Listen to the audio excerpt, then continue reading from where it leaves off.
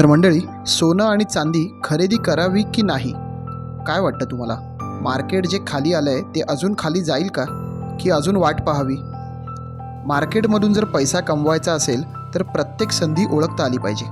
Market जेव्हा जेव्हा खाली जाईल तेव्हा थोडी थोडी इन्व्हेस्टमेंट करायला हवी. एव्हरेज करता आलं पाहिजे, त्यामुळे तुम्हाला चांगले रिटर्न्स मिळतात. आता समजून घेऊया की पुढे काय होऊ शकतं. जर आंतरराष्ट्रीय व्यापार तणाव वाढले किंवा आर्थिक वाढ मंदावली तर आणखी दबाव वाढू शकतो, म्हणजे निर्देशांक आणखी खाली जाऊ शकतात. पण खरेदीची संधी म्हणून काही गुंतवणूकदार याला बघत आहेत, कारण बाजारात कमी तेव्हा येणारी गिरावट दुसऱ्या बाजूने तोटा भरू शकते.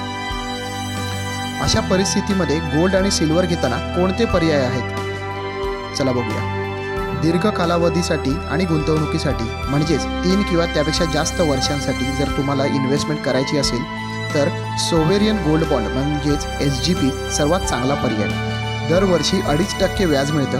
8 वर्षानंतर भांडवली नफा करमुक्त म्हणजेच टॅक्स फ्री आणि RBI मार्फत सुरक्षित. हे तुम्ही ऑनलाईन बँक किंवा स्टॉक ब्रोकरद्वारे सहज खरेदी करू शकता.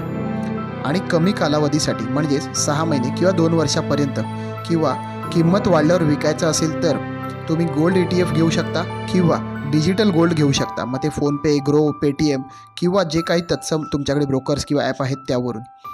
हे सिल्वरचं जर तुम्हाला घ्यायचं असेल तर सिल्वर ETF म्हणजेच Nippon India silver ETF, ICICI silver ETF, हे मी फक्त तुम्हाला उदाहरण म्हणून सांगतो आहे. हेच घ्या असं काही नाही आहे.